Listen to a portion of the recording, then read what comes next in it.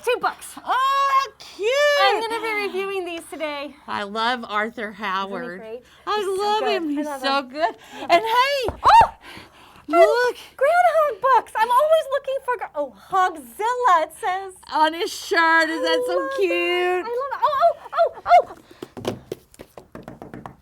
Oh, what a pretty cover. And another Jennifer Donnelly book. Yes. Love her. Oh, Okay. And oh my goodness. Dusty Bowling. I know. You're She's going to love it. I love Dusty Bowling. I know. All right, Spence. Oh. Roll it.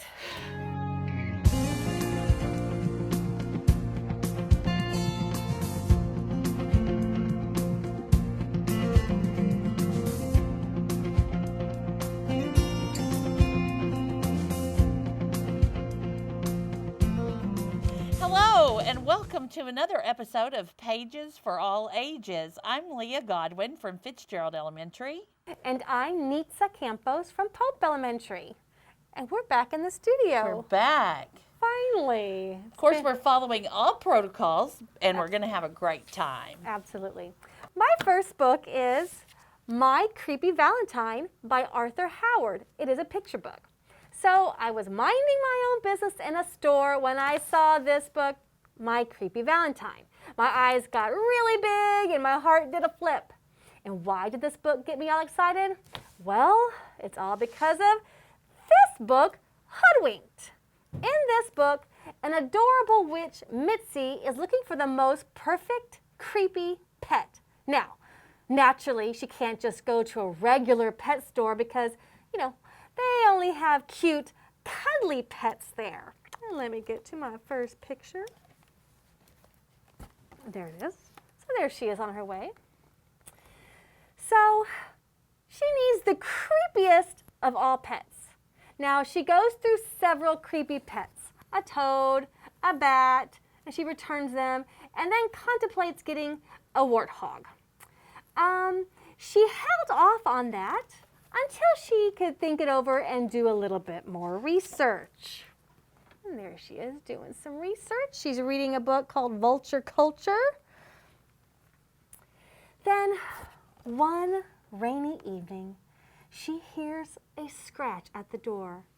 And what could it be?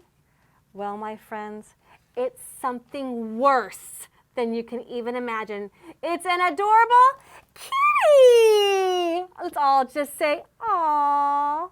And Spence, this is where I want you to insert the picture of my adorable orange kitty, Mr. Ginger, because your heart will do a leap right outside your chest. Now, Mitzi said it could stay one night since it was raining. And what did she discover? Well, unlike the toad and the bat, this precious kitten prowled by Mitzi's side when she was hunting for ghosts in the attic. The kitten curled up in her lap and watched scary movies with her. The cute kitten even licked Mitzi when Mitzi shared her deepest, darkest secrets. Well, what could Mitzi do? She found the perfect pet. Well, she did the only thing a person in the right mind would do. She named him Hoodwink and hugged him.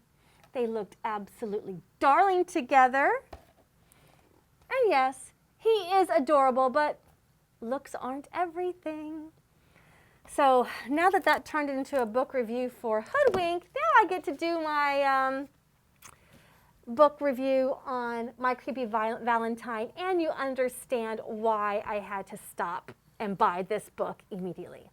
So before I begin my review of My Creepy Valentine, I would very much like to give a shout out to Mrs. Moberly, one of Pope's pre-K teachers who introduced me to Mitzi and Hoodwink. So here we go. First, let's all ooh and ah over that precious little thing right there. That is just absolute adorableness. Let's just get that out of the way, okay? So, okay, Mitzi and Hoodwink love the holidays. All holidays except for Valentine's Day. I mean, it's not creepy, it's not crawly, and it is too lovey-dovey. She has never made a Valentine until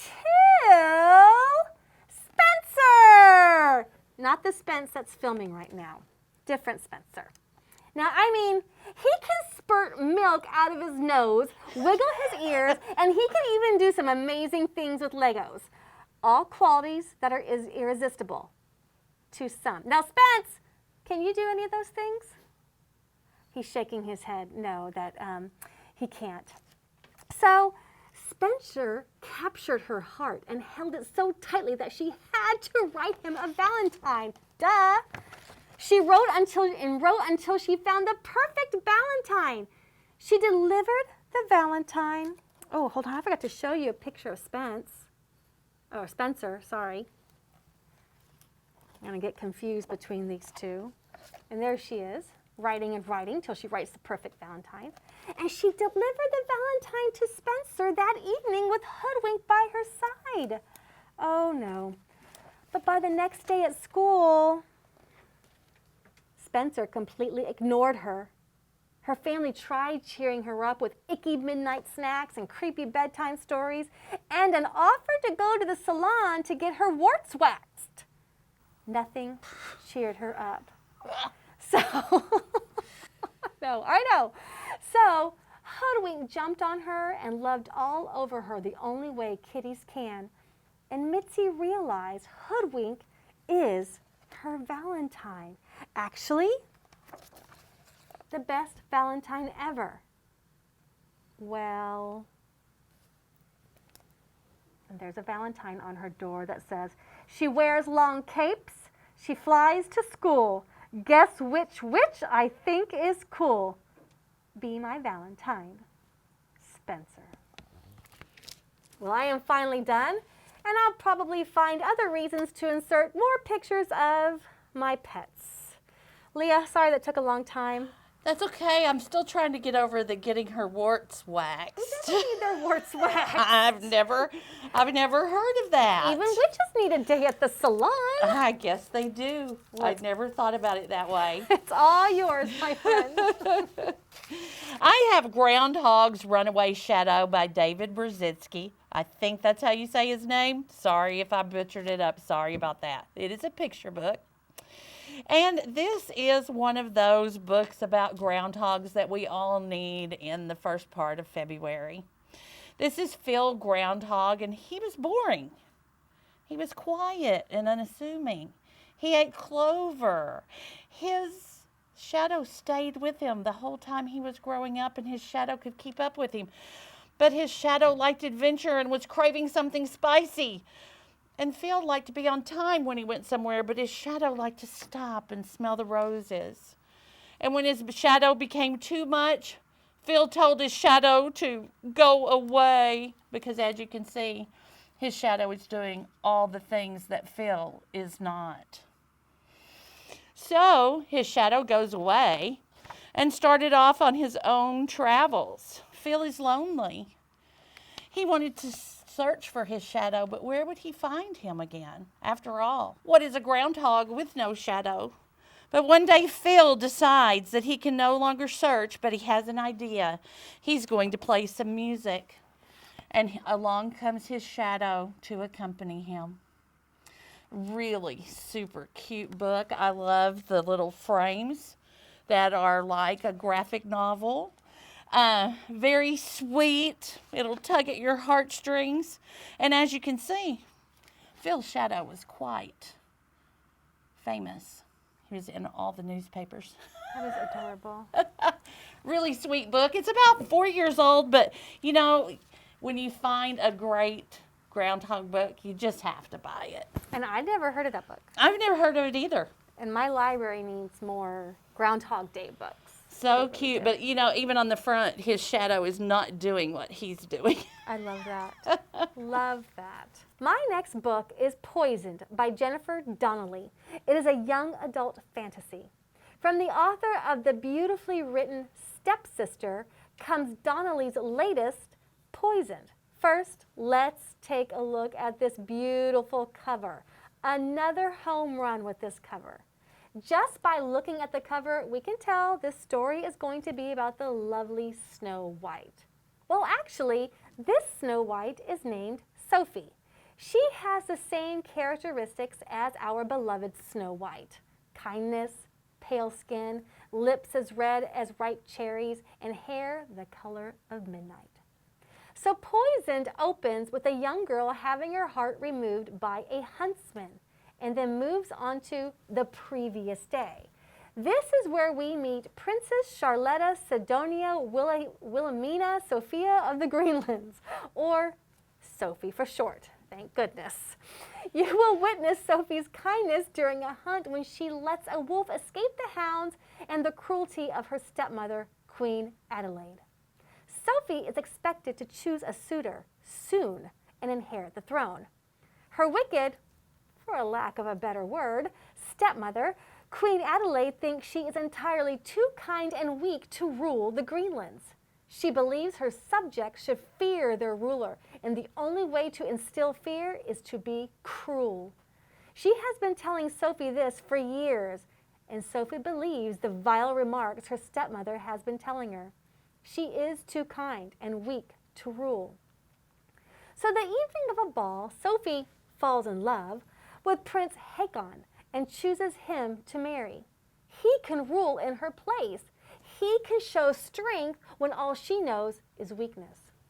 When the ball is over and everyone has gone home, Queen Adelaide is in her chamber staring into a mirror, and it is showing her images.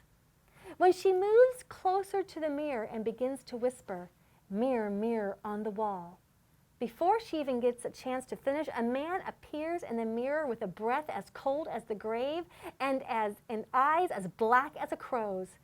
He's standing behind her, and it is he who shows Queen Adelaide who will be her downfall. Sophie. Here is where Queen Adelaide calls for the huntsman.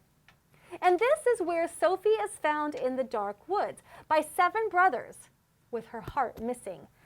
They take her back to their home where one of the brothers, Johann, the clockmaker, makes her a new heart from springs and clock parts. Princess Sophie lives with the 7 brothers where they take care of her, and all the while she is waiting for her prince to come and find her. Sophie just knows that Hakon is looking for her, and once she tells him what the queen did to her, he will seek revenge. But there is evil lurking, evil named Corvinus, the king of crows. You might recall him as the one having eyes as black as a crow. Well, evil also has a sister. When Sophie learns about Corvinus, she sneaks away from the home of the 7 brothers on her way to find Prince Hakon for his help to claim the throne. This is where her journey and adventures begin. Now, I am not going to lie here, Leah. Sophie will drive you mad. Her thoughts and her actions will drive you crazy. I yelled at the book and said, "What are you thinking?" and "Don't do that." I was even exasperated and said, "Oh my God," and rolled my eyes. You'll even think, here we go again, another weak-minded girl that needs to be rescued by a handsome prince. Well, let me just stop you right there. She does what we want all young people to do. She grows and learns. She learns kindness is not a weakness. And you know what? I'm going to say, I don't mind the original fairy tales where there's a prince saving the princess. I don't mind that. We all need help. We do. I think it becomes a problem where we're constantly relying on others to help us and we don't learn to stand up on our own. Right. So I heard some people calling this a feminist version. I don't think that. I think this is just a story about growth and a young girl becoming a woman and learning to rely on herself. But anyways, and learning that being kind is not weak in any way, shape, or form. Anyways, Poisoned.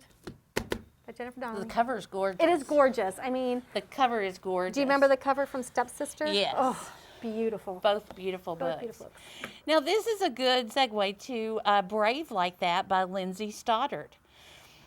Cyrus was left as a newborn baby on the doorstep of a fire station and was adopted by one of the firemen there. Cyrus thinks that he should be like his ex-football hero firefighter dad, but Cyrus has never been brave like that. Cyrus knows he wants to rescue the dog, Parker, that showed up at the fire station on his 11th birthday, but he's never been brave like that. He wants to be a great help and a solace to his grandmother, who is in a nursing facility and she has suffered a stroke and has trouble communicating. but he has never been brave like that. And Cyrus wants to stand up for the new kid at school when he's getting bullied, but he can never be brave like that. Cyrus struggles with difficulty reading and has faked his way through school to the 6th grade. And he has faked his interest in football when he really loves dogs and he would like to be in the band. But he doesn't want to disappoint his father, so he's not brave like that. Cyrus finally learns through working with the dog that he named Parker because Parker parked himself on Cyrus's shoulder, and learning to interact with the other kids at his school, that it really is brave to just speak up, and it's brave to be yourself. So this is a really wonderful book. I fell in love with Cyrus. I fell in love with Parker the dog. I fell in love with the girls that were at the rescue place that readily welcomed Cyrus to their group whenever they were walking the dogs. Just a really great book. I was a little iffy about reading it when I saw the cover because the little dog on it is so sweet. And sometimes if there's a dog on the cover, there's going to be tears. Yeah. Mm-hmm. So, but Brave Like That, really great, heartwarming book. You gave me chills when you said he learns it's brave to speak up and brave to be yourself. I think a lot of kids need to hear that. That'd be a good social emotional learning book. I think so too. A nice read aloud. And he was gauging being brave on what everybody else was doing and not what he wanted to do. Great. So I really liked that. That'd be a nice read aloud, I think. I think so too. To talk about that. My next book is Long Way Down by Jason Reynolds, art by Danica Novgorodoff. I'm so sorry if I just butchered that name. It is a young adult graphic novel. 15-year-old Will Holloman worships his brother Sean. So naturally, he is grief-stricken when his older brother is gunned down in front of him. Through his grief, he remembers the 3 rules that weren't meant to be broken. They were meant for the broken to follow. Rule number 1, no crying, no matter what. Rule number 2, no snitching, no matter what. And 3 is revenge. Find the person who killed the person you love and kill them. Sean grabs the gun that was in his brother's dresser. He has never held a gun before. He puts it in the back waistband of his jeans and goes to seek out Carlson Riggs. Will just knows that it's Carlson Riggs is responsible for killing Sean. As Will gets onto the elevator from his 8th floor apartment, he will soon realize this will not be a regular descent to the 1st floor. At each floor, beginning with the 7th, a ghost enters the elevator. A ghost who was a victim of gun violence. A ghost that got caught up in the never-ending cycle of the 3 rules. They each share their story with Will and impart some knowledge upon him, causing Will to question. When the elevator reaches the 2nd floor, it is Sean who enters the elevator. Sean never says anything to Will, and Will begs for Sean to talk to him, and then Sean breaks rule number 1. He begins to cry, then sob, and then wail. The elevator then dings as it has reached the 1st floor, and all of its occupants begin to disembark. As Will is last on the elevator, his brother turns to him and asks him a question where Will can end the cycle of violence or continue it. And that is where the book ends. It's abrupt, and it needs to be. It almost takes your breath away when you read the last 2 words of this graphic novel. This powerful story, as only Jason Reynolds can tell it, is told in verse. It is rhythmic and has an audible bass. It begs to be read aloud and discussed. When I was reading this picture book, I was picturing someone reading poetry at an open mic night, where the poetry becomes almost musical. It has a cadence to it. Do you know what I'm talking about? Those where they would go and they would read their poetry. And this book has won numerous awards. It was a Newbery Honor, the Coretta Scott King Honor, the Prince Honor Book, and many other awards. And I cannot end this book without mentioning the stunning illustrations done by Danica Novgorodoff. Her use of color and at times no color only intensified Jason Reynolds' poetry. This picture is good. It has some bright the red for the blood. And then here she uses black and white and like grayish, almost like a bluish grayish tone. It is done so well. I think this could have been a very difficult book to illustrate. There was some discussion as to if these are really ghosts or is this Will's conscience. So there's been some talk about that, like are these really ghosts? But anyways, a fabulous read, definitely young adult, and I think it's even a great read for adults. Actually, I think all young adult books are kind of, all of adults are reading young adult. Fabulous. I read lots of young adult books. Fabulous. I don't really notice any I'm sorry. delineation. Well, Just decided to drop my books right off the desk. Just pause while I go grab them. Oh, Spence will get them. my next book is The Canyon's Edge by Dusti Bowling. This book is on the 2021-2022 Texas Bluebonnet Award Master List. Nora and her father have retreated from society since the day that her mother was shot and killed. A year to the day, on Nora's birthday, they decide to go on a climbing trip in the canyon. Things go terribly wrong when Nora is separated from her father and all of their supplies due to a storm and a subsequent flood in the canyon. She must fight to survive using all the skills that she can remember, and she has to get out of the canyon and get back to her father. The book starts out with narrative that changes into verse when she is alone in the Sonoran Desert facing loss, hopelessness, dehydration, and the threat of the beast, which is PTSD that she suffered after her mother's shooting. Dusti Bowling very skillfully weaves this story that is a mix of despair and hope. And as you're reading, I was so, I started it out, and of course it's just regular chapters like this. But once she has fallen down in the ravine and her dad has had to just take his backpack, lay back in the water and let the water take him because he can't fight anymore. He's gotten her up higher on a rock, and he just lets the water take him because if he doesn't, he'll drown. And, it immediately, after that happens, it starts in verse.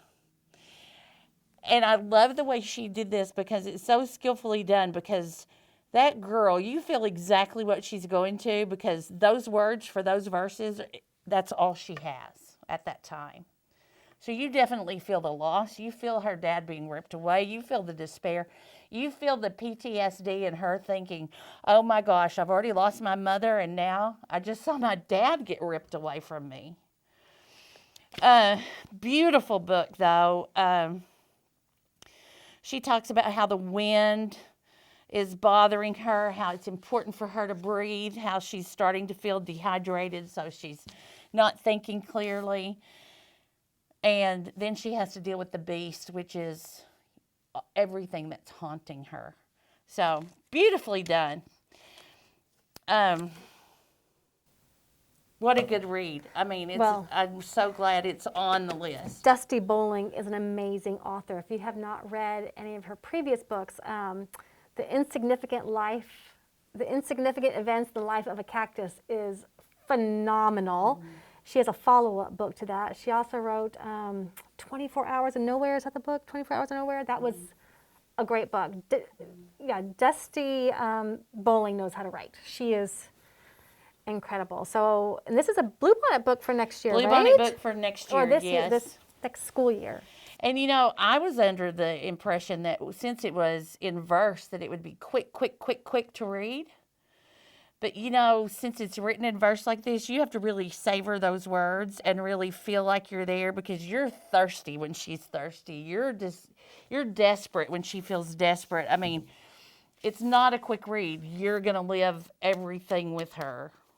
And she really had a talent for doing that. My next book is Binny's Diwali by Thrity Umrigar. And I hope I'm pronouncing these names correctly. If I'm not, please forgive me. It is illustrated by Nidhi Chanani. And these are picture books. Another gorgeous cover. The colors are rich, and I just love how they saturate the front and the back. So in this book, Binny is excited that today is her day to share about her favorite holiday, Diwali. She even wore the new Indian outfit her parents bought her. But when it was time to stand and share about Diwali, her mind went blank, and some students started to snicker. And there she is. Her teacher, Mr. Boomer, encouraged her, and she took a deep breath and remembered what her mom taught her about the diyas, the little oil lamps put by the front door to guide in good luck and ward off darkness. After all, Diwali marks the victory of goodness and light. Binny regains her courage and shares how Diwali is a Hindu holiday that goes on for 5 days. She spoke of fireworks and sparklers and brought an electric clay diya for the students to see. There it is right here. I love little Binny's face. Binny also brought bags of colored powder. She sprinkled some onto the floor and wrote, "Happy Diwali to all," and drew a flower. She even brought pitas and jalebis. I don't know if I'm pronouncing that correctly because I did. Before I came here, I looked at the pronunciation and it has left me. I did. But those are soft and sweet treats. The last page shows how Binny celebrated her own victory that day. The story of the oil lamps had chased away her own fears. The spirit of Diwali is real. And I just love that last picture, those colors, that purple, those blues, the pinks. It's just absolutely gorgeous. In the rear of the book, you have one of the many legends about Diwali and what people do on each of the 5 days of Diwali. This is a gorgeous book. I think it's a must-have in all library collections right here.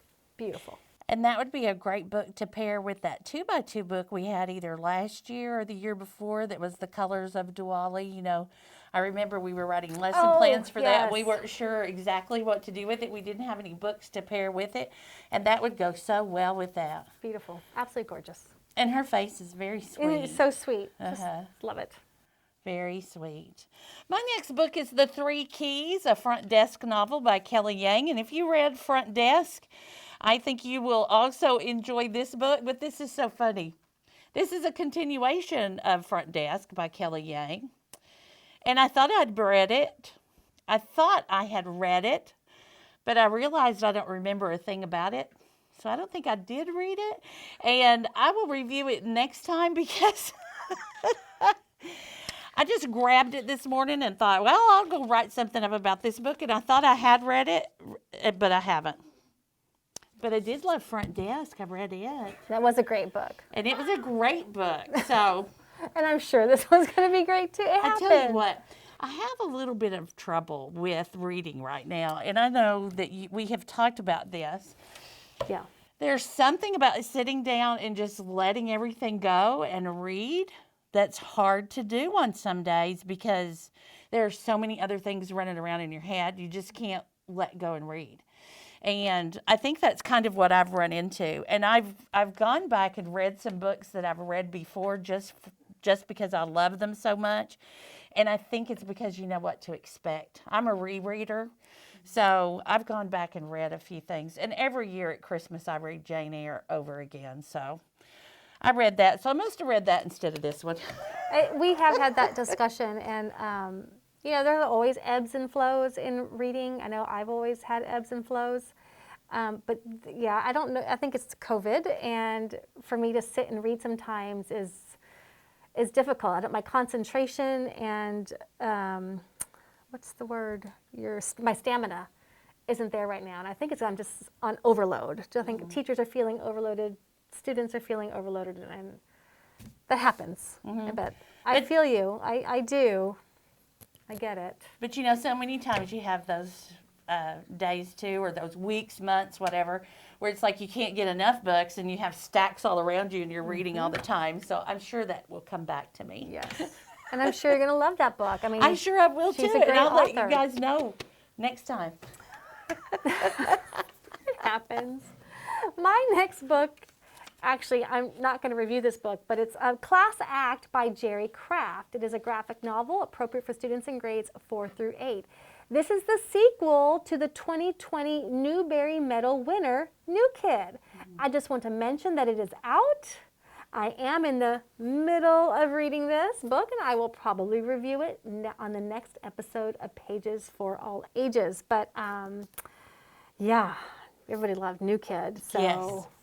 I have a story about that. I had a kid this year. I had the brand new Kid out and was talking about the bluebonnets and all of that. And he checked it out and was so excited. The very next day at school, he passed me in the hall and he said, I finished that book and I'm getting my dad to take me to Barnes & Noble. I'm spending my own money for the next book. I love that. So he read the next book and did it all in that 1 week. I love that. Yeah, he was excited. I bet you, great book, I guess. Jerry Craft ever sees this, that will probably bring a smile to his heart. And I also want to mention this book, Ocean Waves for All by Stacy McAnulty. I have always struggled with her last name in the past. She is one of my favorite authors. I love her. And it is illustrated by David Litchfield. These are picture books. They're nonfiction mixed in with a little bit of fiction. I just want to mention this one. I have also reviewed her other ones. Moon, Earth's Best Friend. There was Sun, One in a Billion. There was also Earth, My First 4.54 Billion Years. And this is her latest in that series. And I, of course, loved it. And on February 9th, she will be adding another book to this series called Mars, Earthlings Welcome. So my littles and my older students are loving these books. They really do enjoy it. I'm a huge fan of hers, and I'm actually reading another book of hers right now called Millionaires for the Month, and I should be reviewing it next month. So I think that's all I got today. I know you talked about, was it that book that you said was a couple years old? Groundhog's Runaway Shadow is actually 4 years old. But I think it's okay to not have brand new books on the show all the time, because there are books that kind of, seep through the cracks, sort of, or, thousands of books come out every year, so we can't find all the new ones all the time. And Groundhog books are hard to come by. Yes, they are. When I find one, I don't care how old it is, I grab it if yes, it's a good book. I'll be putting that on my list of books to order for my library. But also, this show isn't just for librarians. This is for parents, ideas to read for themselves, or ideas to buy books for their own personal and their children's at-home library. This is for students to be looking for books that might be in their librarian's collection or maybe in their teacher's classroom collection. So we might review books that are a little old. And also Jennifer Donnelly, I love her, who wrote Poisoned. I ordered a book of hers that is 2 years old, where she wrote it with, I think 5 other young adult authors. Mm-hmm. And it's about Henry VIII's wives. So I'm probably going to review that. And yeah, it's several years old, and I'm sure the high school librarians have already heard about it, but I hadn't. And I'm sure we have high school students who may not have, or parents or adults who are interested in reading young adult books, and they may want to get it. So anyways, but I'm so glad we're back in the studio. We missed you, Spence and Mackenzie. We love you guys so much. And I guess we'll see you on the next episode of Pages for All Ages. Bye. Bye. Guys.